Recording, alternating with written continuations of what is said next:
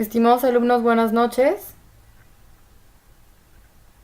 Gracias por acompañarme en esta noche, en nuestra segunda sesión síncrona.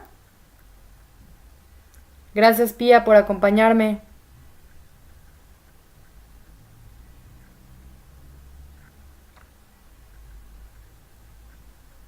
¿Me puedes confirmar si me escuchas, por favor?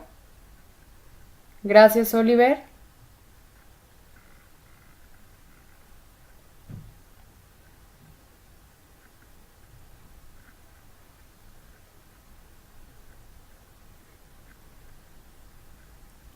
Estamos ya en la segunda semana de nuestra sesión síncrona de nuestro módulo 7.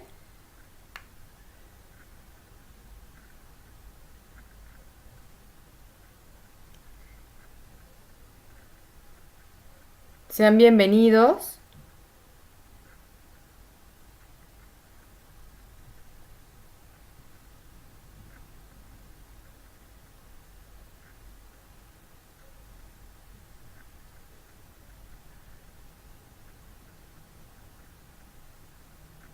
Gracias, Oliver, por confirmarme.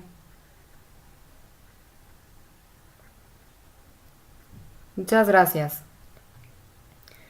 Muy bien, pues como ya habíamos platicado desde la primera semana de inicio de nuestro módulo 7, la sesión síncrona va a ser en inglés, en idioma inglés.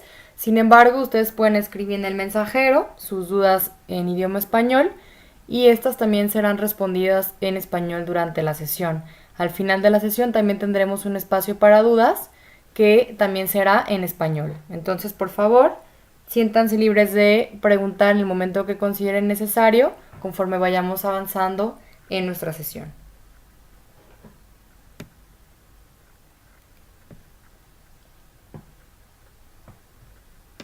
So for tonight, I have some slides for you to review all the topics that we are going to talk this night. So you already know, this is Module 7, My Life in Another Language or Group. This is the second synchronous session. We are on the ordinary period from November 18 to December 15. And we're going to review on this second week the Unit 3, titled Customs and Traditions, where we are going to be able to communicate orally and in writing experiences that occur in the past related to their context, as well as request information orally and in writing about a specific event from the past. So as you know, we're going to review on this Unit 3, Simple Past. The whole unit is going to be in the grammatical way of simple past. So the order of this session of tonight, we're going to review the object of this session, the performance indicators of this second week. We're going to review the formats of the integrative activities. We're going to talk about the areas of success detected in week 1. We're going to check out also the areas of opportunity to apply in this second week. We're going to talk about the time extensions for integrative activities, the additional resources, and then space for doubts that is going to be in Spanish. So the object of this session from tonight is that we're going to review the performance indicators of week 2 for the correct development of the assigned activities with the support of examples and tutorials, as well as areas of success and opportunity to perform in this second week.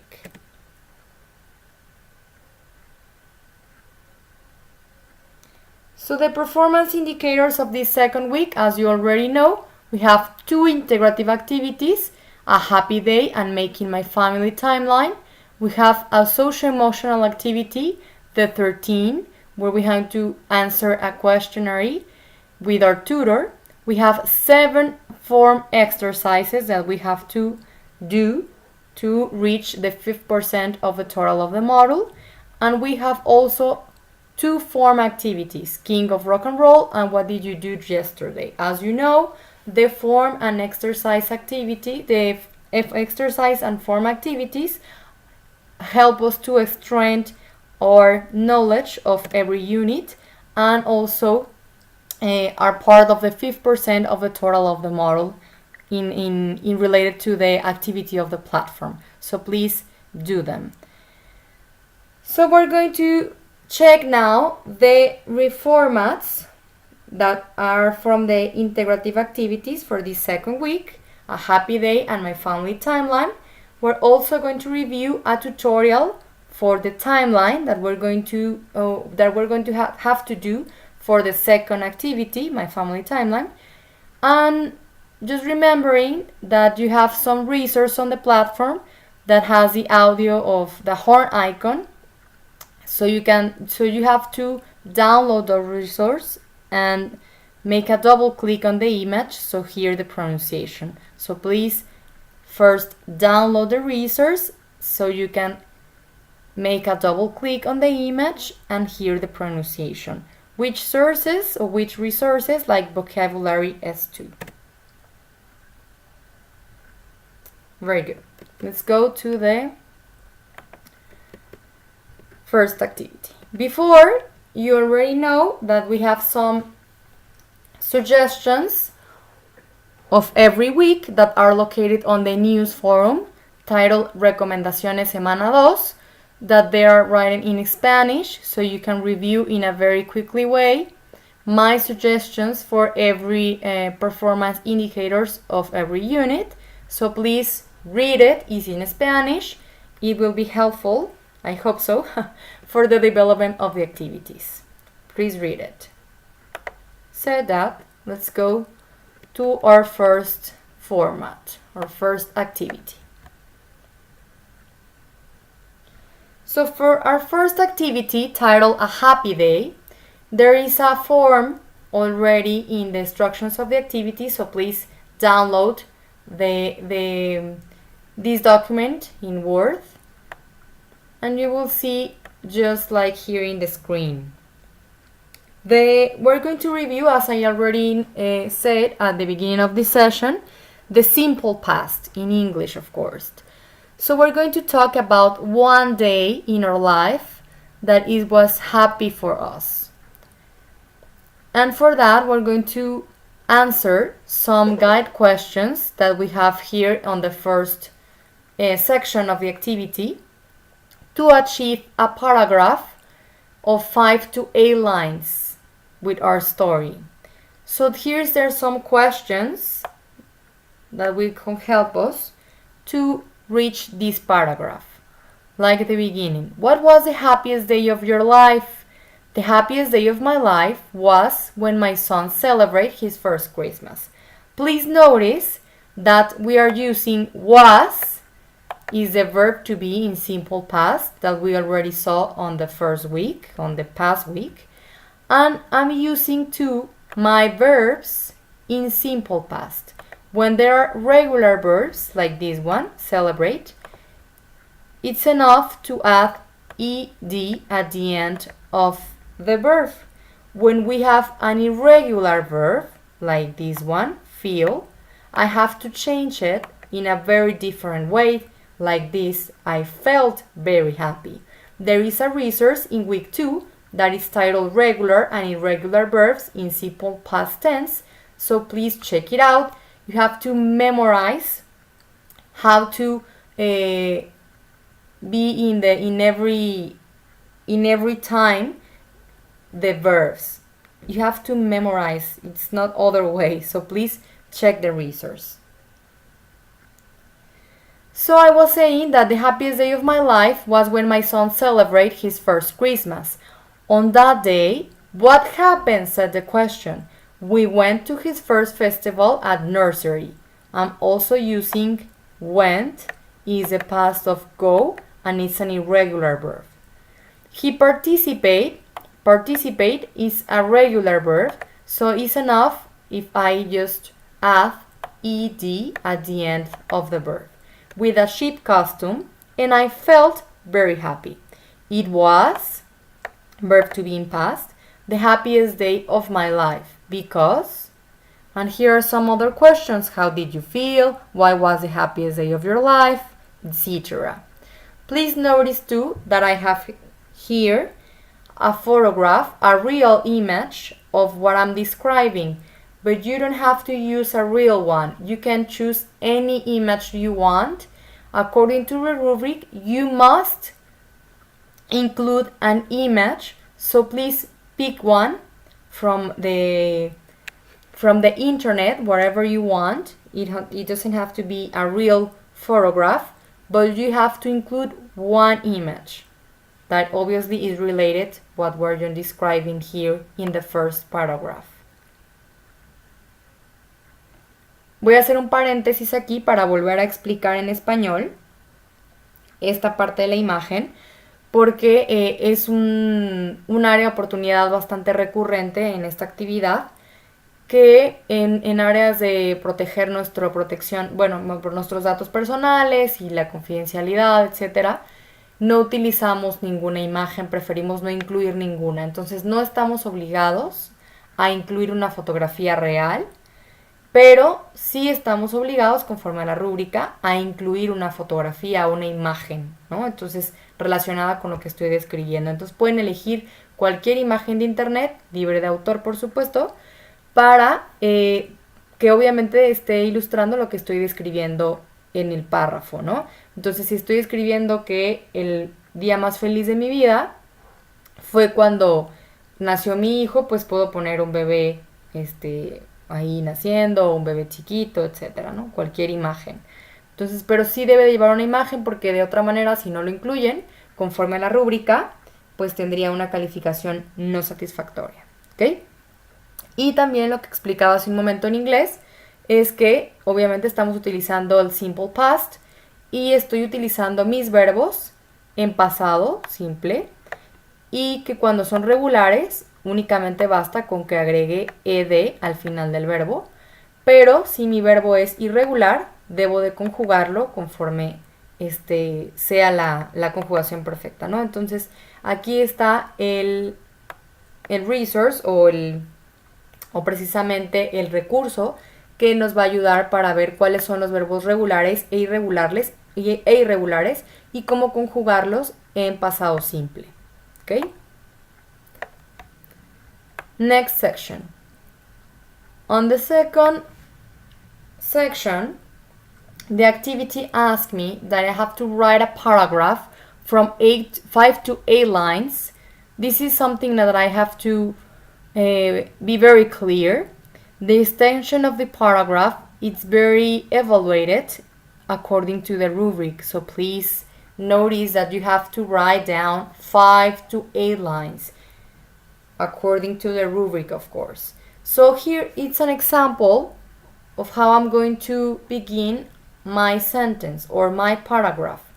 It is important to know about past events because they allow us to remember significant events in our lives. Also, etc. Okay, I have to complete 5 to 8 lines in this second section of my first activity.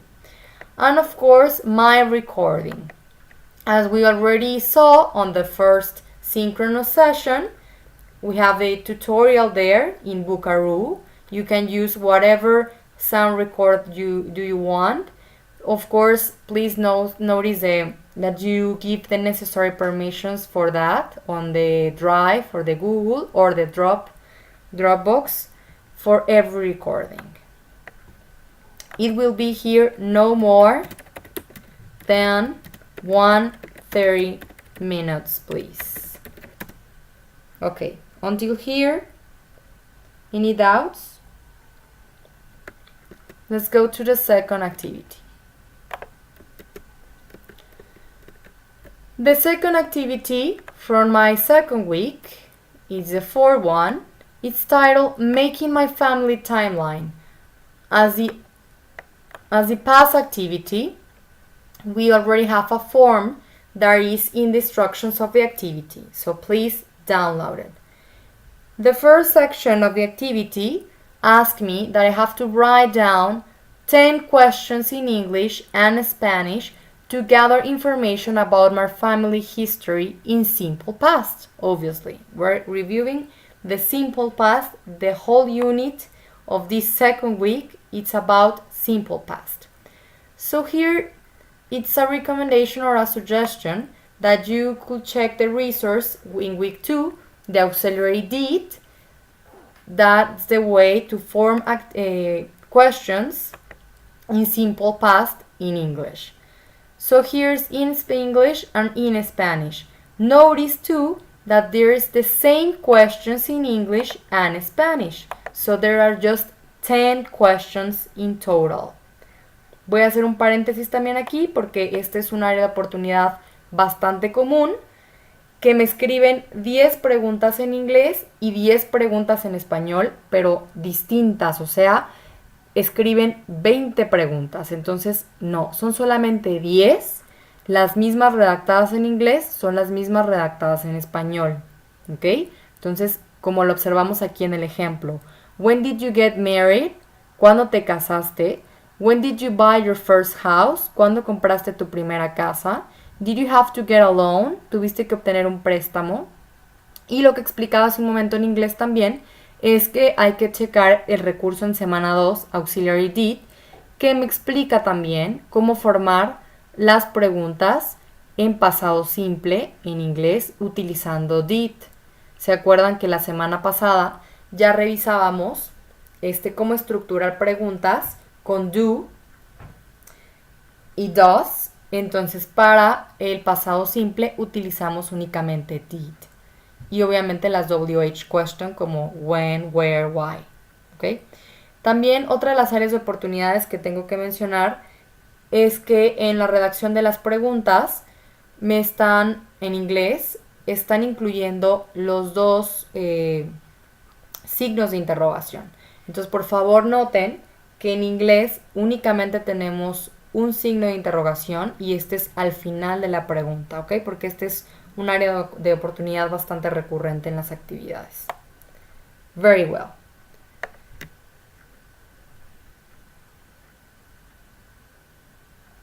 So the next section asks me that I have to interview a member of my family that could give me some of this information.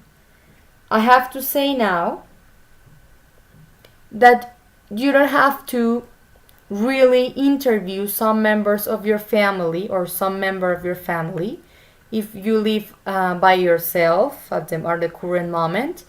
You don't have to go to a family member. You can imagine a story that you already know, and let's pretend you really do the interview. But please, you have to answer the activity even if you don't have a family member near from you, okay? Also, I have to say too that it's a very common situation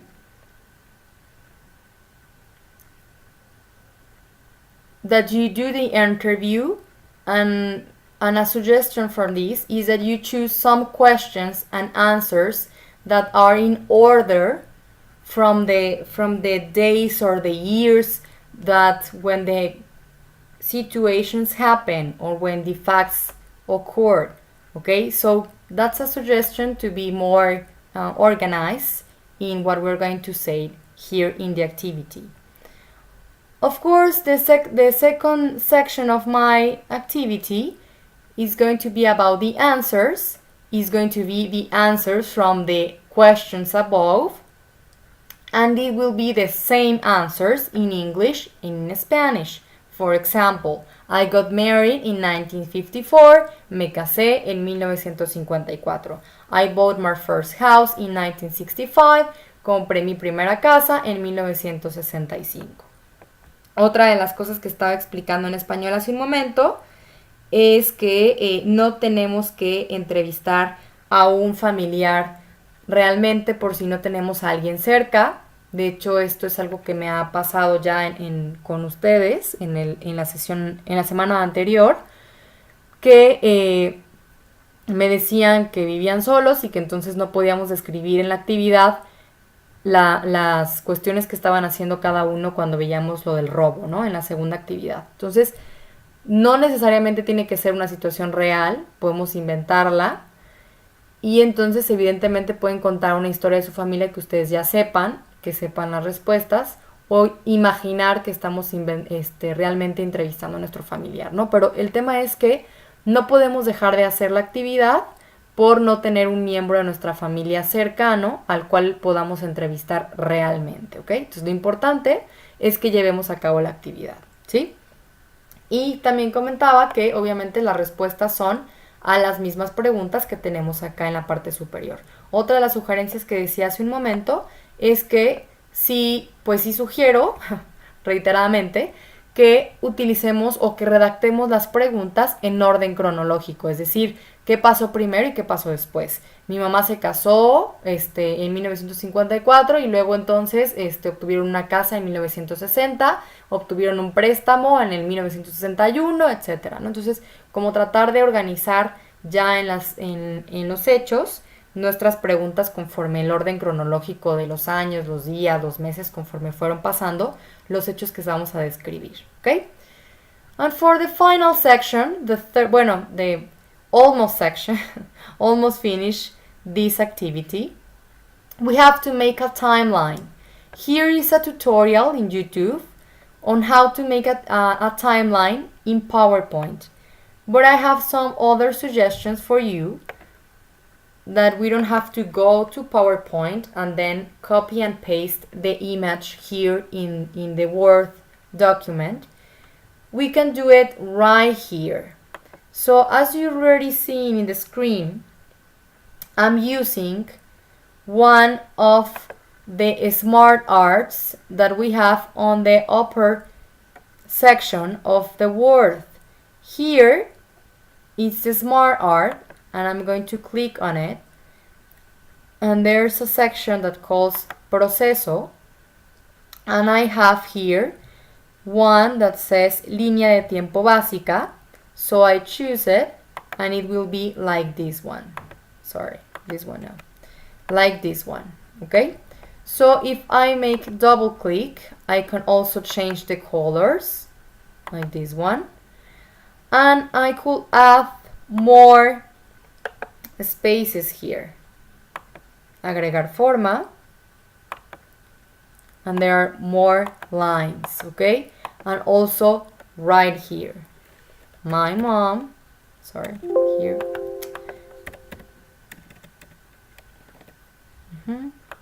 right here, my mom got married, 1964, okay?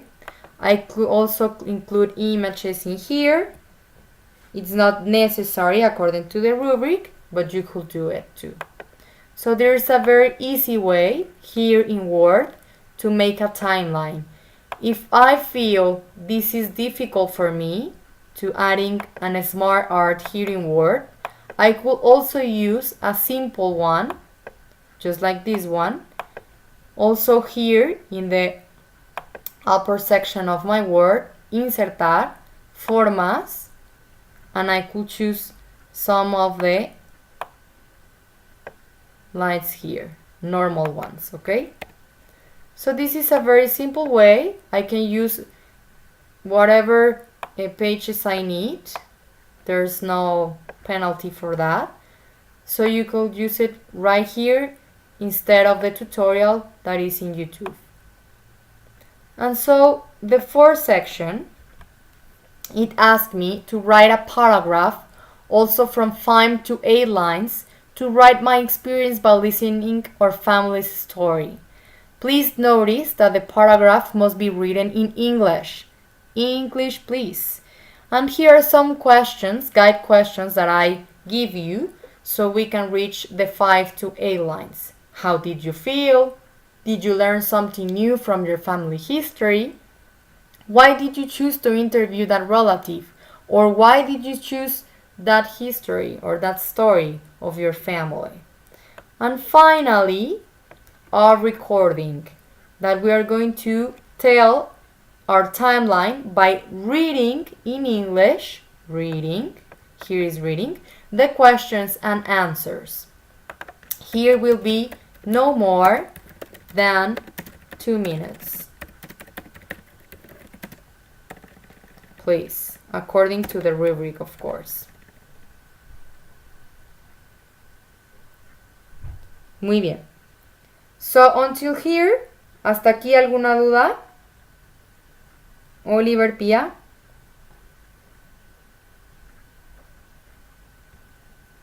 Por favor noten que este párrafo debe ser en inglés, porque sí es un área muy recurrente también en estas actividades, en esta actividad, que me escriben este párrafo en español, ¿ok? Otra de las sugerencias es que, como pueden observar, esta actividad integradora tiene bastantes requisitos, ¿no? Es la de las pocas que vamos a ver en el módulo, que tiene 5 secciones, ¿no? Entonces, por favor, tomen su tiempo, no dejemos todo para el final, para realizar las actividades y sobre todo esta actividad integradora que requiere un poco más de esfuerzo, de más tiempo de elaboración, ¿de acuerdo? Gracias, Oliver, muy bien. So let's go again to our slides for tonight. So I was talking on the first of the session. Me dice Pia en las preguntas, dice, yo no respondí las preguntas como tal en la actividad 3, narré la historia. Está bien, en el audio es correcto. Lo que sí es que, por ejemplo, en los audios de la semana anterior, sí decía, por ejemplo, narrar, ¿no? O sea, platicar. Y aquí sí te permite que lo leas. Entonces, si tú lo narraste, todavía es mucho mejor, ¿no? Pero sí te permite aquí, en el tema del audio de la rúbrica, que puedas leer preguntas y respuestas. Pero podemos narrar la historia como tal y también es correcto, ¿no? El tema es que practiquemos el pasado simple, precisamente explicando la historia de nuestra familia. ¿Ok? Very good.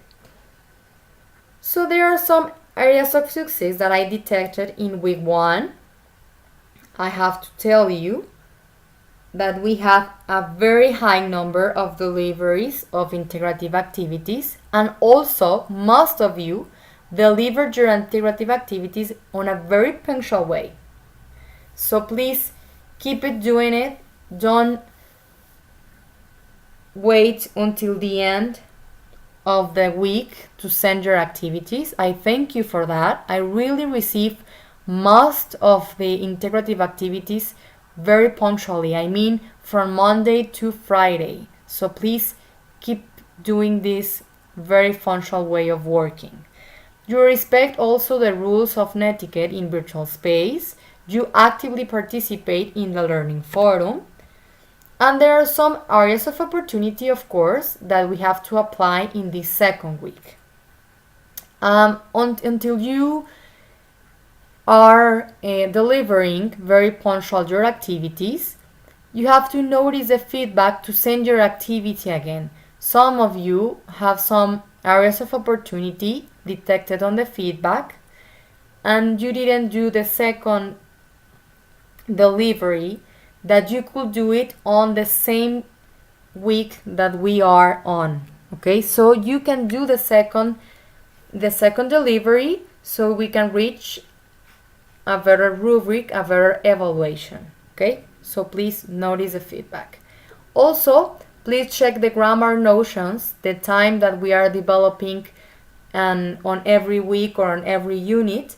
And notice that I already said that the questions in English only have one question mark.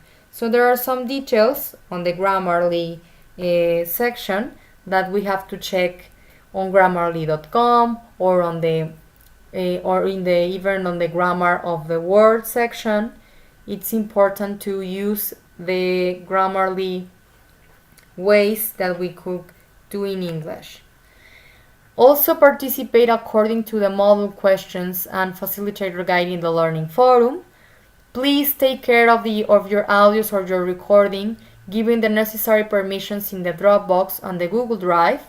And very important to check the level of your microphone and review the infographic that is located in the news forum, because I'm checking when I am evaluating that some of your recordings it seems that you are very far away. So please check the level of your microphone, of your voice too, that you've been very close to your computer or your laptop, so I can hear you very clearly.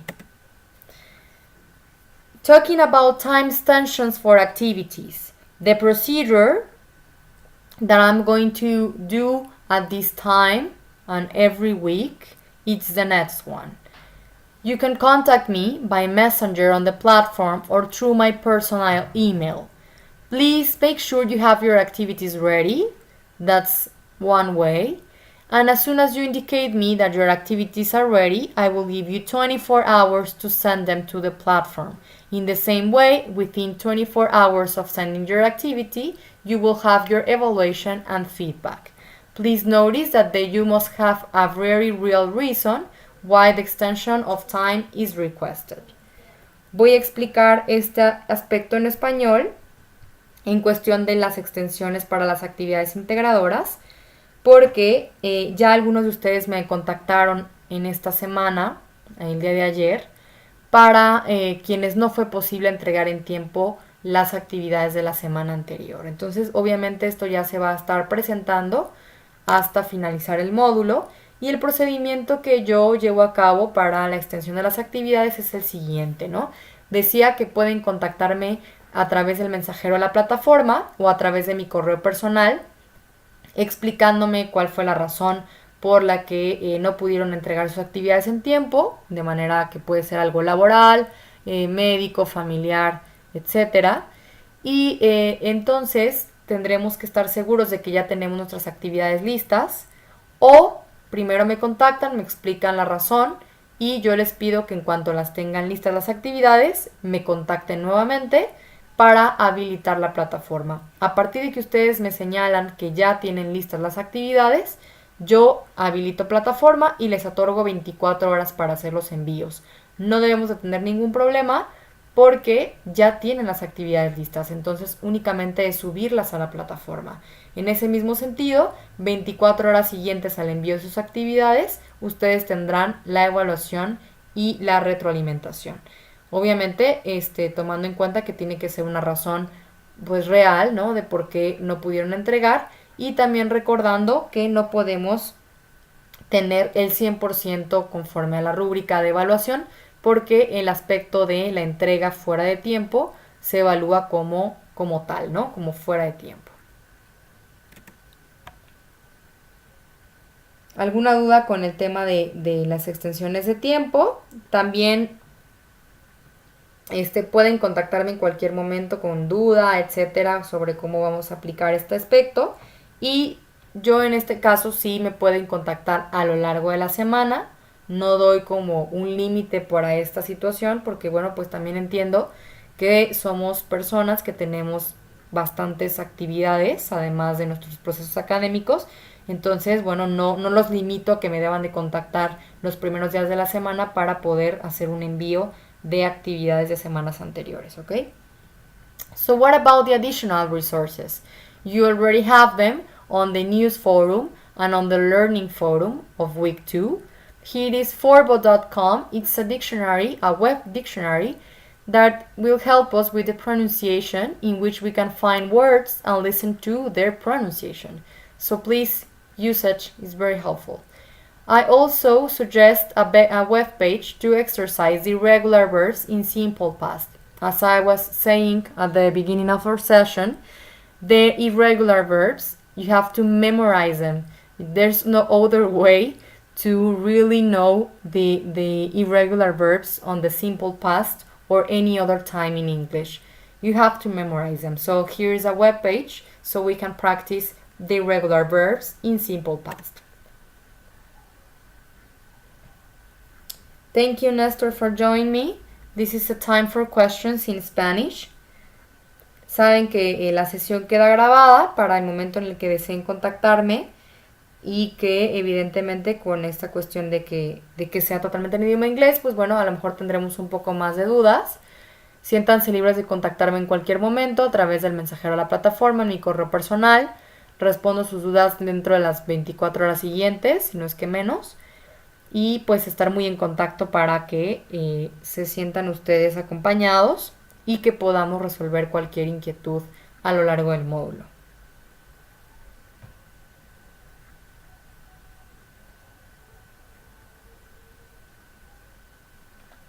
Gracias Oliver, Pía y Néstor por acompañarme. Sé que es difícil reunirnos a una misma hora,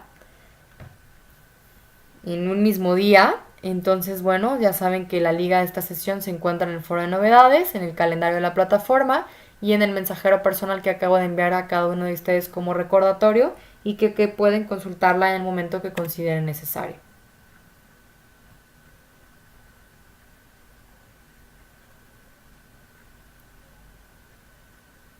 Les agradezco mucho.